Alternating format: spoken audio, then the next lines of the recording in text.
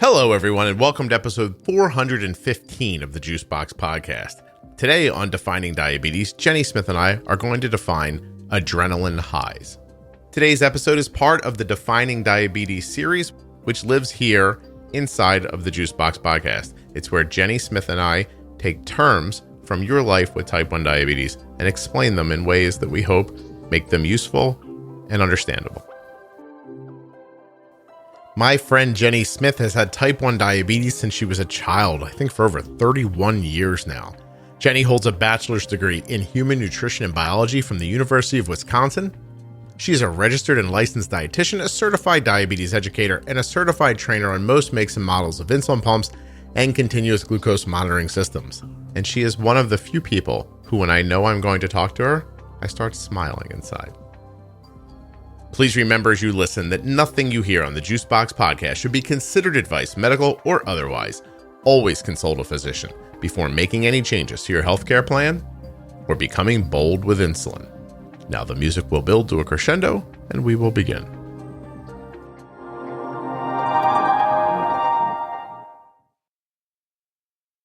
Did you notice my different room, by the way? I wasn't sure if you redecorated or you moved, but you're definitely in a different room, right? This is actually where our router is.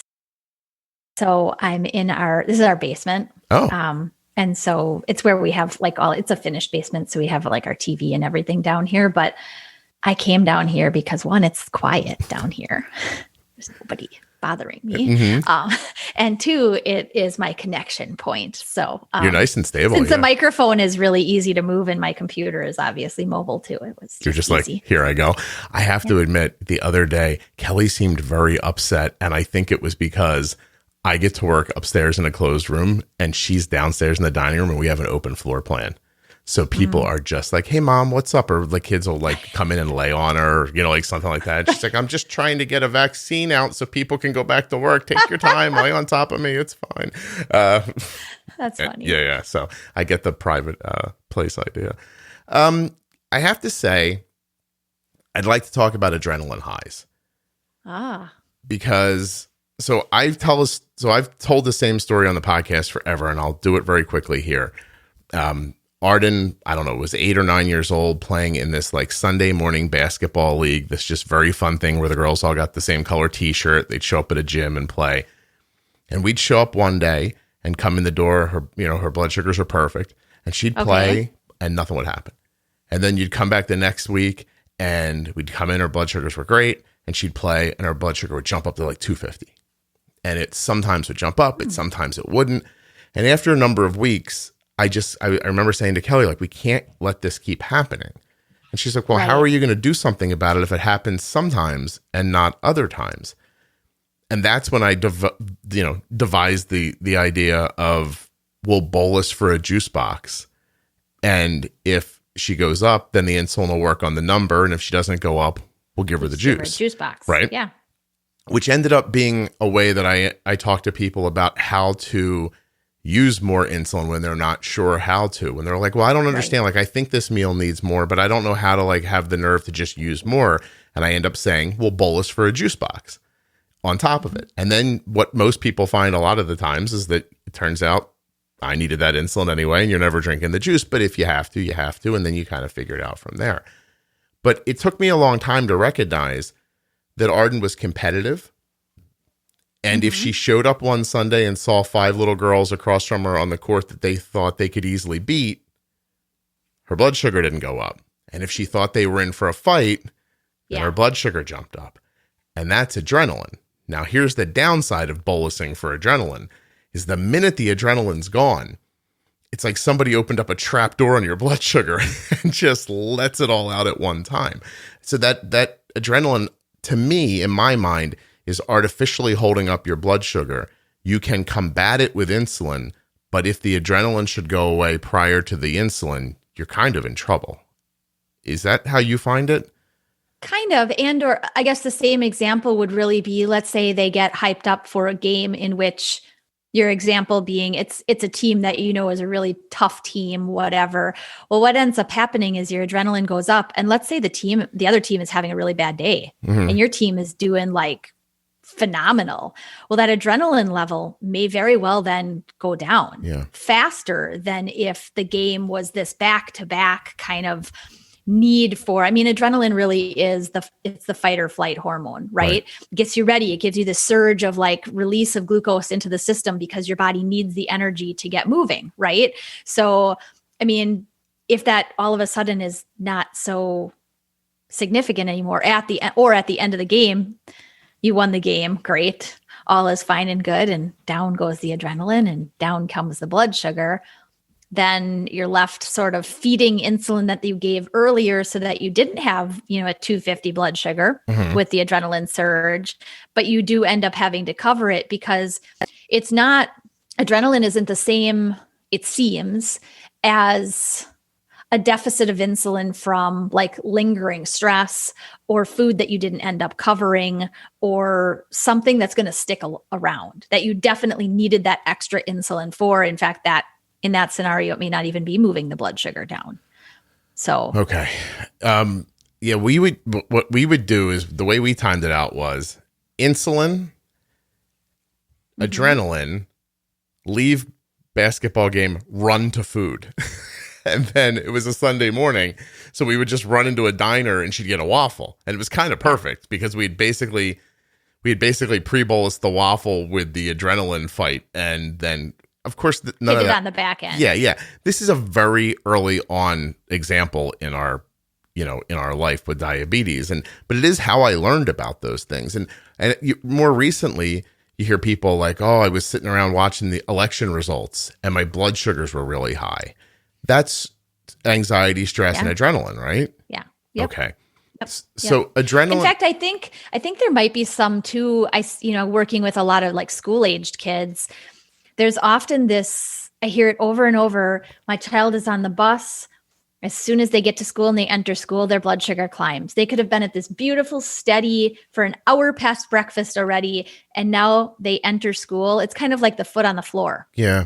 Kind of thing, right? They enter school and up goes their blood sugar. But on the opposite end of that, we end up like maybe we pump in more insulin through that time period of the day then, or maybe we pump it in through lunchtime because they're super just anxious or stressed about school, or they just get that much excitement out of going to school and performance, whatnot. As soon as kids leave school, the same thing as what you saw with your daughter. Yeah. It's like, whoop, I'm heading home. There's nothing else I have to do. I can lay on the couch and watch cartoons or whatever it's going to be, but down comes the blood sugar and you've got this load of possibly hours worth of popped up basal rates or extra insulin being given now at a time period where your body's like, yep, I don't need it anymore. Thanks so much. Arden, it happens exactly like that. Like school ends, she gets outside. Like if she comes out to my car with an 85 blood sugar, in my mind, I think, she's got 10 minutes. She's got 10 minutes to get to a snack. Like that's it. That is the way I think of it, is that all the things that we did during the day to keep our blood sugar stable is a pre-bolus for what's about to happen. And you have to know it's coming if it happens to you or your kid. And I'm assuming it happens to adults too, leaving work, like stressful jobs, anything really, social interactions. I mean, when we are allowed to interact socially again, I think that it would be the same thing. Like you meet somebody you're nervous to meet, or you want to make a good impression. There's just so many different things. It's funny. Like, so I Googled adrenaline impacts blood sugar, and you don't get enough back from it. It's not very, what do I want to say? More like studies and stuff like that. There's no real world people saying, oh yeah, if your blood sugar goes up, it could be from adrenaline, or vice versa. If it drops, maybe your adrenaline's gone away, your stress has gone away. So I just wanted to go over it because I don't know that it's well enough understood. And I know we talk about it in the podcast, but never like give it its moment. So adrenaline is it's essentially hormone? epinephrine. It's a hormone. Okay. And so similarly, and we won't get into it here, but around menstruation, it's progesterone that causes the one of the problems, right? One of the main hormones. I mean, there are others, but yeah, progesterone is one of the big ones in that pre-cycle start time period. Yes. Right. I mean, there's also a whole bunch of other, hormones in the female body, things like estrogen and luteinizing hormone and all these other kind of components that happen throughout the cycle.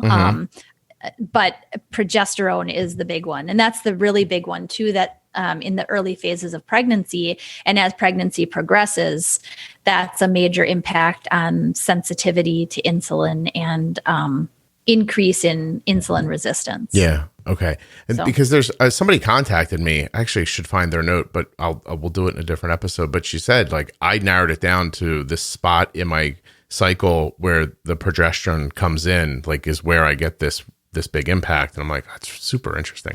I wonder if using a birth control pill, does that lessen the impact? I've found that, I mean, from, again, all the women that I've worked with, there are so many kinds of birth control pills on the market today. I mean, like every other drug on the market, there are like 20,000 of them, right? Yeah. And I think it really is relative to the dose that's being given, the type of birth control, whether it's IUD or it's the typical like pop the pill kind of birth control pill. They all supply a different amount of hormone control for that. Okay. I've seen some women who they swear they have no change in their insulin needs, their blood sugars, anything with their pill. And some women who swear a 10-pound weight gain. Now they're dosing with, 25% more insulin than they ever did before. Yeah. So, yeah. I have to say, and then we'll move on to another one, that some of the biggest helps to people with diabetes are other people's anecdotal information. And I also think sometimes it's the biggest impediment to people because some people just see one thing and it's not true. And then they share it and it's, oh, this does this. And now that's in your head, and you just stop thinking about it because you believe, oh, I know now this person online told me. Right. So you really do have to wait to see what it does. It's kind of like the same thing as looking at one person's like straight, beautiful graph that they post, but you don't know what went into doing that. Yeah, how that happened or didn't happen. How did that happen? Right. You have to know more, not just the thing they say. Right. While Jenny is a frequent contributor on the show, she doesn't get paid to be here. But she is for hire at integrateddiabetes.com. You should go check her out. I'd love to make a couple of brief announcements, house cleaning, if you will, before I go. First, you may remember that back in August of 2020, I was celebrating the 2 millionth download of the podcast. It was very exciting. Well, it is 114 days later, and we are celebrating the 2.5 millionth episode of the podcast. Now, those numbers may only mean something to me, and I imagine they wouldn't to you, but 500,000 in 114 days is really exciting. And I just want to say, thank you to each and every one of you for your continued support, your listenership, and for sharing the show with others. I am truly grateful that the show has resonated with so many of you, and I love making this podcast for you. I want to shout out the oldest sponsor of the podcast, Omnipod. They supported the show by buying ads before anybody could have imagined that we'd have 2.5 million downloads. And it's very possible that there could be 4 by the end of the next calendar year or more. I don't even know. It's the way you guys are sharing the show. It's amazing. But my point is that back when the show had nobody listening, and I was like, I think I can get 1,000 people a month to listen, they bought an ad. And they did that when I asked if they'd be willing to support this thing that I meant to do. And for clarity, if you haven't been listening long, what I meant to do was help people with type 1 diabetes. That's what I wanted to do. I wanted your lives to be lighter, easier, healthier. That was my goal. And I told them that it was going to take some time and that if they could help me by supporting it financially a little bit, then I think I could turn it into something. Well, you have to give them a lot of credit. It's actually one person in particular I'm raising my glass to right now, and she knows who she is. But she bought an ad when there was almost nothing to buy an ad on. And I'll never forget that. That first ad allowed me time to build this podcast. It allowed me to go to my wife and say, look, it's not just this, it's not just another thing I'm doing online for free to help people. This might actually pay a bill one day. And that was enough to let my wife say, all right, try it. I'd like to help people too, but we're just like you. We have kids going to college and we need food. So I couldn't just spend all my time up here. And Omnipod, they really came through. I'm forever grateful for that moment, because this podcast has become something that I am truly, deeply, and genuinely very, very proud of. Just to reminisce for another moment, I recall back at that conversation with Omnipod, telling them, I'm not sure if I'm ever going to turn this into something that's going to be that valuable for you. Meaning, that you'll be able to reach people with your message. And by the way, their message is try a free, no obligation demo of the Omnipod today at myomnipod.com/juicebox. But that's not the point. The point is that they were okay with that. And I like being involved with people like that. Somebody who said, look, if it helps people and it never turns into a business, we're still here to help people with diabetes. I remember that moment as clear as day. And I sometimes wonder if they would have said no, if this show would even exist. Anyway, try an Omnipod. They're cool. Speaking of cool people who support the show, we've had all the meetings and all the conversations, and everyone's back. In 2020, this podcast will have advertising from Omnipod, Dexcom, the Contour X1 blood glucose meter, Touched by Type 1, Gvoke HypoPen, and maybe someone else. We're still getting things together. But great, great sponsors that I have full faith in, which gives me the ability to speak about them freely from the heart. And I like that. I would not know what to do if I had to shuck and jive for you and tell you I liked a meter that I never used before. I don't think I could bring myself to do that, actually. So I'm really thrilled that everybody's back. Thank you so much for the continued support. And thank you to all of you for making the show something that anybody would want to get behind. And speaking of supporting things that also support the podcast, don't forget to join the T1D Exchange Registry. All right, ready? Let's test me. One take, I won't stop.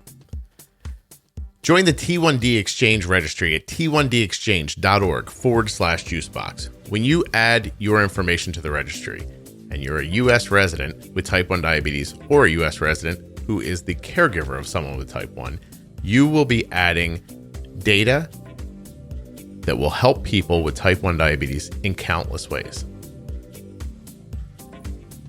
Would you like to try a free, no obligation demo of the Omnipod tubeless insulin pump? Go to myomnipod.com/juicebox. Fill in a little bit of information and an insulin pump for you to try on and wear. Don't worry, it's non-working. You'll be okay. We'll be at your house in no time. And to learn more about the Dexcom G6 continuous glucose monitor, you're going to want to go to dexcom.com/juicebox. Would you like to use the most accurate and easy to carry blood glucose meter that I've ever seen? Of course you would. contournext.com/juicebox. Check out that Contour Next. Check out that, I almost did it without flubbing. Check out that Contour Next 1 meter now. You can also find out more about their, I just lost the word, test strip program, and you may even be eligible for a free meter. The meter's terrific. Seriously, check it out. contournext.com/juicebox. This is what happens when I don't edit myself. Ready? My daughter uses Gvoke HypoPen, and you should too. GvokeGlucagon.com/juicebox. You want to see people doing great things for people living with type 1 diabetes? You're going to want to go to touchedbytype1.org and visit them on Facebook and Instagram. Did I forget anybody? Dexcom, Omnipod, Contour Next 1, Gvoke, HypoPen, Touched by Type 1, T1D Exchange. I did it. That's it. Thanks so much for listening. I hope you have a great weekend. There's going to be a really special... There'll be... see, I promised I wouldn't edit. Now I'm tripping over my words. There's going to be a really great show coming next Friday. It's going to have an announcement, little interactive thing you guys could do if you want. But that's for next week. Thanks so much for listening to the Juicebox Podcast, and thank you for making this show so incredibly fulfilling for me and for the listeners, which I guess is you. Take care. I'll see you soon.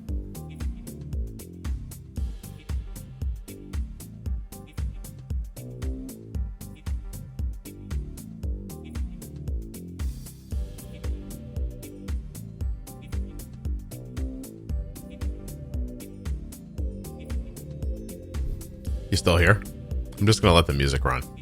Can we turn it up?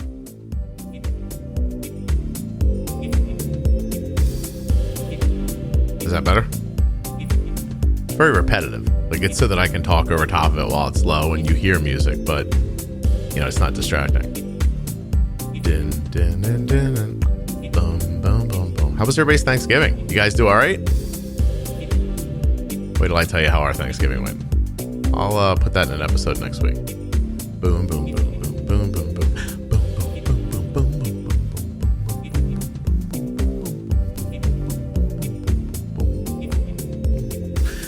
We're getting there. It's like 10 or 15 more seconds left. You can make it. Oh, by the way, if you're enjoying the show, please leave an amazing rating and review on Apple Podcasts or wherever you listen to your podcasts.